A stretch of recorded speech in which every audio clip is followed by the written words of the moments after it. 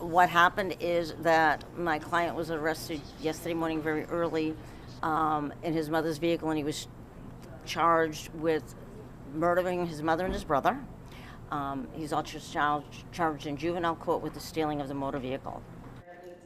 He's 17 years old.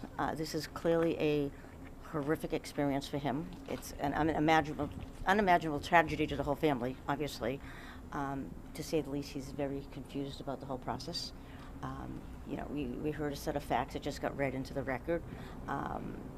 And I think once we start doing some more investigation and based on information I've developed, I think there'll be some surprises. I think he is also a product of maybe a system that's failed him. He's a young man that has some issues, as you heard, and the system, I think, failed him. He learns when he gets arrested that his mother's dead. He can't speak to his father. He understands his brother's dead. He understands his brother's dead. When he left the house, he did not realize they were dead. So he is, my words, in somewhat of a shock situation. What was his reaction to learning they were dead? He couldn't believe it. He was in shock. Mass General Law, Chapter 276.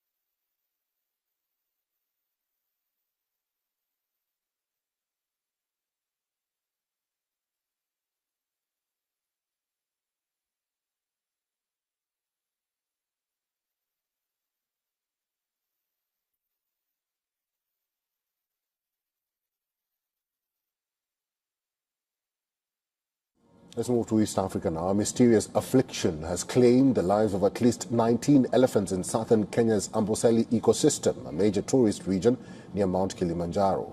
Kenya, which is home to approximately 40,000 plus elephants, is now facing this crisis as these deaths are concentrated primarily among females and young male elephants.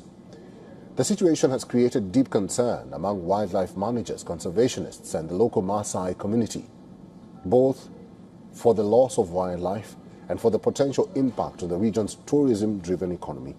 The affected elephants display a consistent pattern of illness characterized by partial paralysis. The animals lose their ability to stand. They collapse to the ground, exhausting themselves in over 1 to 3 days as they attempt to get up. In severe stages, the paralysis even affects their ability to breathe. Veterinarians attempting to save an 11-year-old male elephant named Genghis Khan could only administer glucose injections to ease his distress, as no target treatment exists without a known cause. Patrick Papatiti, head of operations at Olgulului communal lands, which includes the reserve where one elephant with this condition was recently found, stated that these scavenging animals on the elephant's carcass showed no signs of indirect poisoning. We have no idea. We're still struggling within our thinking and thoughts around what is happening. We've seen hyenas eating the carcasses and they don't die. We have seen vultures eating the carcasses, feeding on the carcasses. They don't die. We've seen flies landing on the carcasses. None, because we've seen flies dying if the elephant is poisoned. The mystery around the death of these elephants has only become contested. The Kenya Wildlife Service reported in late July that initial toxicology tests found high concentrations of cyanide in the carcasses, suggesting possible pesticide poisoning linked to nearby agricultural crops or plant foliage. On the other hand, local experts and Maasai farmers dispute the pesticide theory, noting that scavengers and livestock feeding on the same sources remain unharmed, and adult males, where the main crop raiders, are unaffected. They suspect an elephant-specific disease is responsible and worry that true death toll could spread into neighboring Tanzania.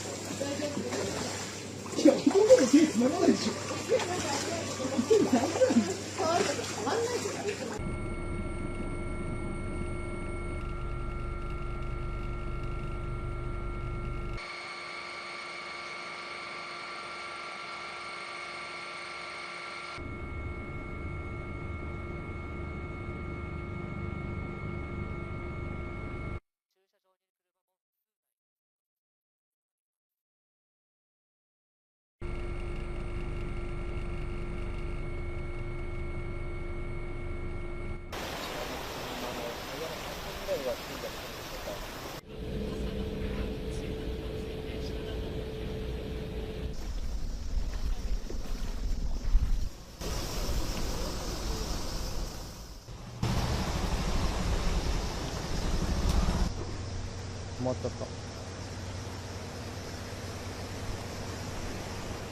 あちらの車も道路で止まってしまっています。その奥にも2台ほど立ち往生してしまっている車がありますね。お邪魔します。失礼します。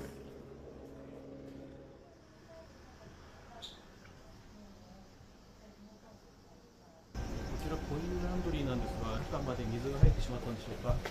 中の機械が、倒れています。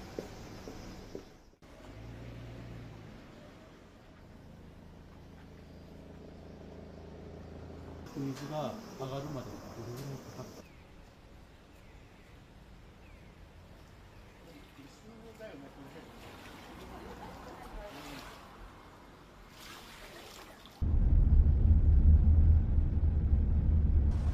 道路が陥没してしまっていまして、それに伴って街灯も斜めになってしまっています。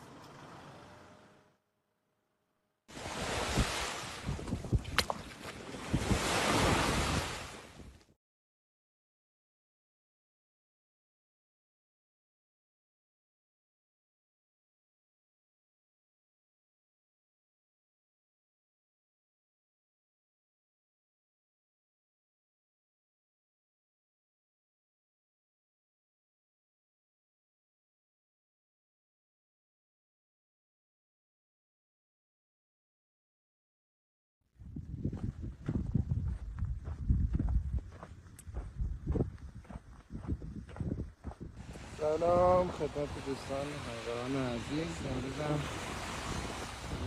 19 مرداد ماه ثمر تخم‌گذاری لاکوشتا ببینید به چه رسیده رو.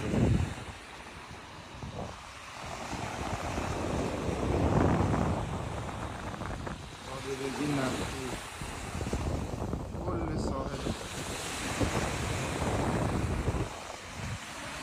This is really striking here behind me. I don't think I've ever seen anything quite like it. This is the newest reservoir, one of 3 reservoirs on one of Britain's largest farms called Elvedon Estate in Suffolk. And while it should be able to hold around 200 Olympic-sized swimming pools worth of water, as you can see, it's almost completely dry. Usually at this time of year, middle of August, we'd expect it to be at 3 to 4 metres deep. So as you can see, I would be underwater in an average year. The real challenge is making sure we've got enough water here for the rest of the season. The farms say they've had to fork out hundreds of thousands of pounds in irrigation and electricity costs because of the severe drought the UK has seen recently. And that's all for its vast collection of crops, including vegetables like onions and potatoes, as well as cereal crops like rye, barley and wheat. With costs so high, could the price we pay for groceries go up as a result? Depending on how the drought progresses, there's a chance that we may see some food commodities increase, particularly as we see actually this drought isn't necessarily confined to the UK. We also see markets like Western Europe, in France, Spain, Northern Africa, where actually some of the countries we may rely on to import some of the food and food produce when we can't produce them ourselves, are also experiencing dry conditions. So this in the short term might have some supply issues on certain products, and we also might see a change in the size and the quality of the products as we tackle the weather in the UK. Shortly after taking office, I signed a historic executive order directing that anyone convicted of killing a police officer should face the death penalty.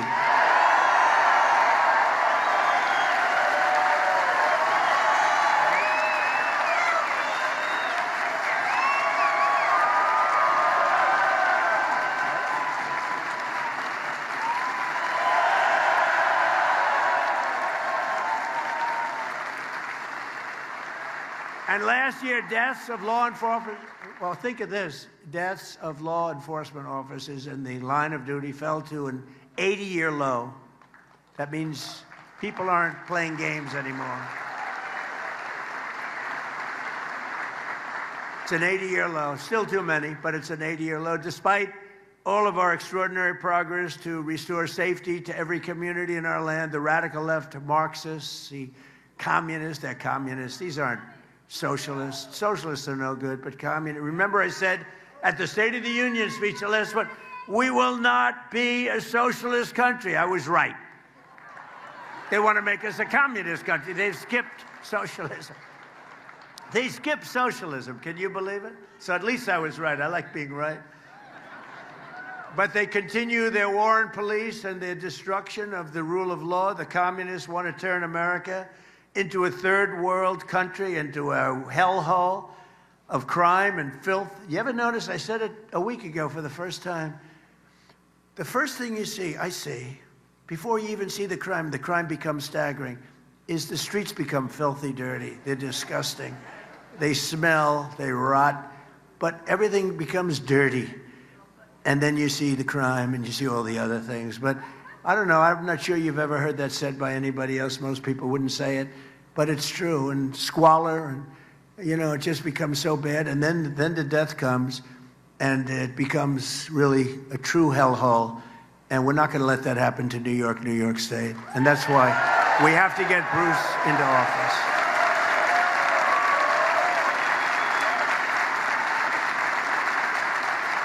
We got to get Bruce in there. And you know, for other cities like New York, Chicago, LA, all they have to do is call us and we will stop that crime. We'll stop that horrible crime.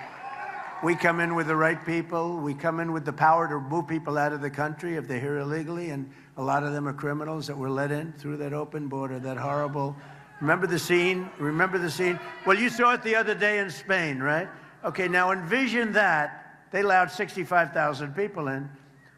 Now you remember 25 million people. We were worse. That was like that every single day in our country, and that went on for months and months. And then we had a border czar, as you remember, Kamala. She was the border czar. She never went to the border. And she never once called Border Patrol. Other than that, she did an excellent job. She was a great candidate. I think they should run her again. She was a great candidate. But since I took office, federal law enforcement has arrested incredibly 1.2 million criminals nationwide and bad ones. We want to make sure we get the bad ones. And we've increased federal criminal prosecutions by over 50%. And under the Trump administration, the FBI has nearly doubled its arrests for violent crime. The violent criminals are being arrested, and that's why you see the good crime numbers. I mean, you're seeing crime numbers even in places that do not do, let's say they don't have good leadership, like Chicago has very bad leadership, but we have the numbers down because of what the federal government's doing. We get no credit for it because they say, well, we get no credit for it. They like to take all the credit, but everyone knows we've done an amazing job. The U.S. attorneys and the FBI, all the people, Cash, and Todd has been unbelievable. We get all the credit. And as of this week, we've captured 9 out of 10 fugitives on the FBI's most wanted list, and that's a virtual record. We have a list. We have a list of 10 not nice people. These are not nice people, David Mack. You know, you're David.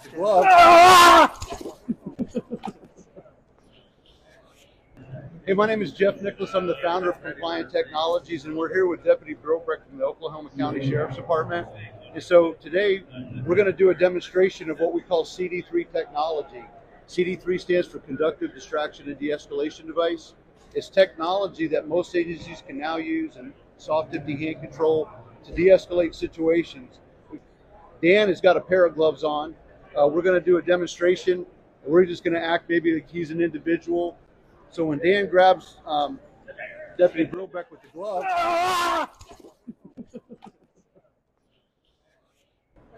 in real life, we would follow him all the way to the ground. We would make sure he got cuffed up. How do you feel? Fantastic. So what did it feel like when the glove grabbed you? I had no control. I tried to pull away. There was just nothing there. So based upon that information, would you want to fight the officer? No way. The deputy? No way. Okay. No way. Would you want to reach in and grab anything off an officer or deputy's belt? I wouldn't be able to. Right. So it's a great tool for weapons retention. People trying to get anything off my belt or out of my hands. It's also great for weapons transition. When Dan has the gloves on, he's able to transition to all the tools within his belt, to include a sidearm, do immediate action and reload. Basically, you put it on just like any glove. You know, right now they're off, I can touch it, you know.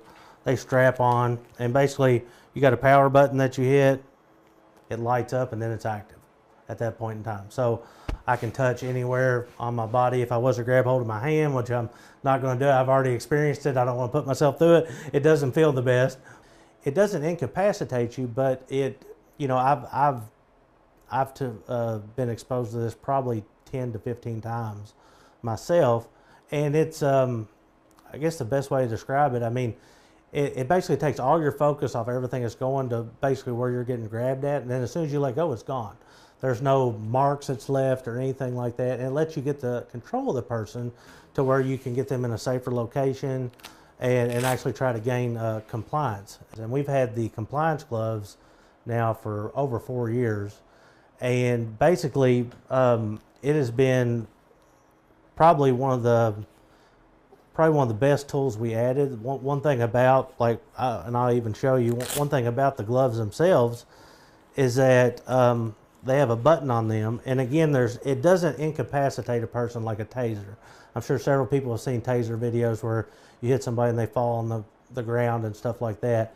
And get stiff. This has no incapacitation with it. You know, and like I say, we have very limited use of it, you know, because our de-escalation works about 90% of the time. And but when we do have to use it, it's just nice to know it's more predictable the outcome you'll have with it, because I know if I have to physically use these, I know that there's not going to be any lasting effects on the inmate.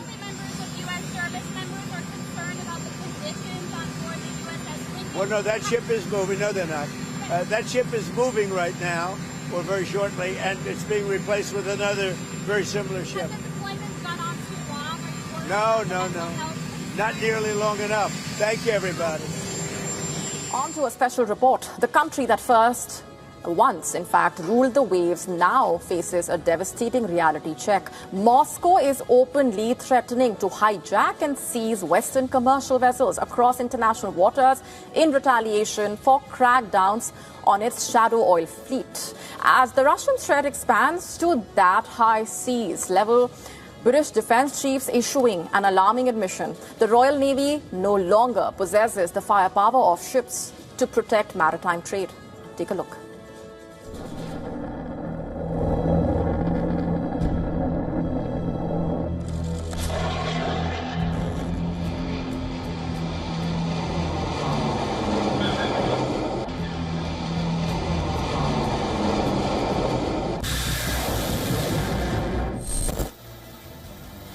A dangerous confrontation is brewing across global sea lanes. Years of relentless budget cuts, shrinking fleet sizes and depleted weapons stockpiles have hollowed out the defenses of major European powers. Now an aggressive adversary is preparing to exploit those exact vulnerabilities on the open water.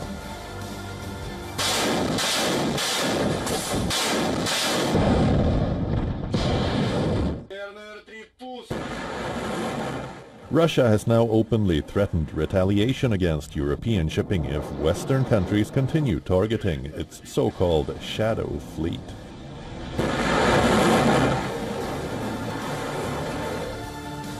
President Vladimir Putin says Moscow will respond in kind and could act wherever it considers necessary, not necessarily in the same waters wherein Russian ships are seized.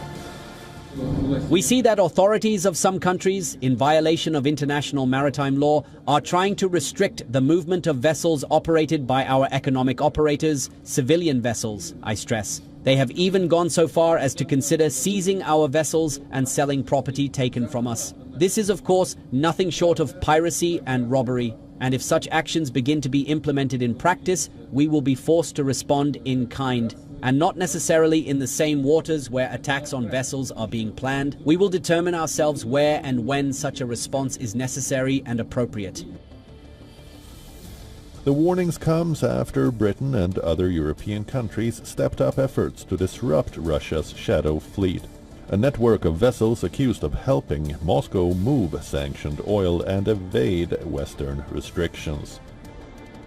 For Britain, this creates a dangerous problem. The Royal Navy is already being stretched monitoring Russian warships and shadow fleet vessels around UK waters. Russia is no longer simply watching British ships. Moscow is warning that it could seize Western vessels in retaliation. British defense sources cited by the Telegraph warn the Royal Navy may lack the firepower to protect commercial shipping if Russia escalates. Britain is not defenseless, but protecting merchant ships across vast stretches of ocean would stretch warships, crews, fuel and weapons. Now Russia may not need to attack Britain directly. By threatening vital shipping routes, Moscow could force London to divert more naval resources to protecting merchant traffic. The message from Moscow is clear. You touch our ships, we can touch yours. For Britain, the question is whether the Royal Navy has enough ships and firepower to make that threat too costly to attend. Because this time the battlefield may not be Ukraine, it may be the world's shipping lanes. Bureau Report, WION, World is One. We have another massive cyber attack that apparently crippled a California city's 911 systems here, and it's the latest in a string of events that have been hitting our infrastructure left and right. So this Suisun city that has roughly 30,000 residents was forced to shut down over the weekend its entire computer network after this cyber attack knocked out its 911 system, and it's the latest sign of how vulnerable all of our American municipalities remain. So this is located about 45 miles from San Francisco. They declared a state of emergency, and they say that a lot more than just one thing was affected. They shut down the entire network to stop the threat from spreading, but it was already in different sectors. They scrambled to try to stop the outage from endangering residents, and they rerouted 911 calls to the Solano County Dispatch. But the breach reached well beyond the emergency dispatch, is what they're saying. City services, including building permits and other municipal records, were rendered inaccessible. Residents were unable to pay bills. And the Suisun City Council had to vote unanimously to pull the plug on the entire network and declare a state of emergency. And it's all from these ongoing hits on our infrastructure. They even say that the Trump administration put out an urgent warning in April, and they were citing Iran as the threat. But it could be Iran, China, rogue alphabet gangs, you never know these days. But it's going down big time. We've got water places that have been hit, cybersecurity incidents in many states. It's like going on a dozen states now. The latest was in New Jersey. They're targeting all these places, and people should just be aware. Your city could be next. If you've been affected, let me know in the comment section.